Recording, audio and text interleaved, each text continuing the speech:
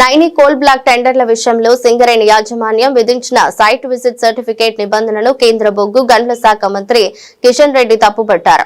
Tender దాఖలు చేసిన company site visit చేసినట్లు సంస్థ నుంచి సర్టిఫికేట్ పొందాలన్న నిబంధన విధించాల్సిన అవసరం లేదన్నారు. ఈ నిబంధనను సింగరేణి యాజమాన్యం రాష్ట్ర ప్రభుత్వ పెద్దల ఆదేశాలతోనే చర్చించేదని ఆరోపించారు. దేశంలో అనేక చోట్ల సైట్ విజిట్ చేయాలనే నిబంధన ఉందన్నారు. ఇక సైట్ విజిట్ పై సెల్ఫ్ డిక్లరేషన్ ఇస్తే సరిపోతుందన్నారు. కానీ సింగరేణి రాష్ట్ర ప్రభుత్వం కలిసి సైట్ విజిట్ సర్టిఫికేట్ పొందడాన్ని తప్పనిసరి చేసి అవినీతికి బాటలు వేశాయని ధ్వజమెత్తారు. నైని కోల్ బ్లాక్ టెండర్ల ప్రక్రియకు సంబంధించి ప్రత్యేక కమిటీని ఏర్పాటు చేసే అంశాన్ని పరిశీలిస్తున్నామని చెప్పారు.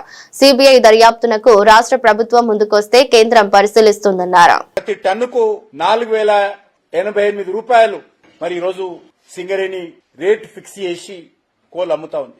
అదే కోల్ ఇండియాలో కూడా గ్రేడ్ 11 కోల్ చూస్తే 1605 రూపాయలు.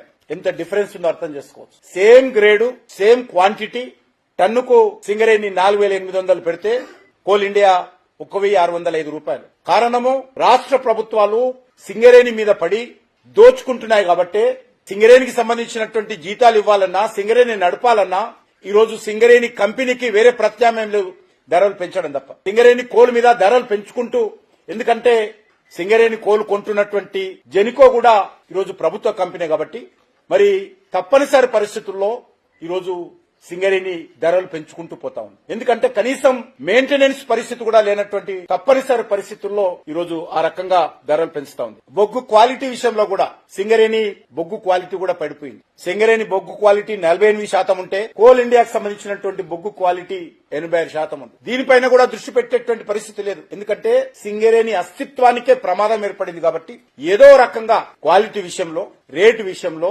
ప్రొడక్షన్ విషయంలో అనేక రకాలుగా తప్పటడుగులు వేయాల్సినటువంటి పరిస్థితి వచ్చింది. ఈరోజు పరిస్థితి ఏంటంటే ఎన్టీపీసీ మాకు సింగరేణి వద్దని మాకు ఉత్తరం రాస్తుంది. ఆంధ్రప్రదేశ్ ప్రభుత్వము మాకు సింగరేణి వద్దని ఉత్తరం రాస్తుంది. కర్ణాటక రాష్ట్రం కూడా కొద్దిగా కుబ్బుకుంటది. వాళ్ళు కూడా మాకు సింగరేణి వద్దు, వేరే కోల్ కంపెనీకి సంబంధించినటువంటి కోలు సరఫరా చేయండి అని. కారణము చాలా అద్భుతమైనటువంటి కోలు సింగరేణిలో ఉండేది. ఈరోజు అనేక రకాలుగా సింగరేణి కలుషితం చేశారు కాబట్టి ఈరోజు సింగరేణి సంస్థ యొక్క భవిష్యత్తే ఈరోజు అంధకారంగా మారేటువంటి పరిస్థితి ఏర్పడింది.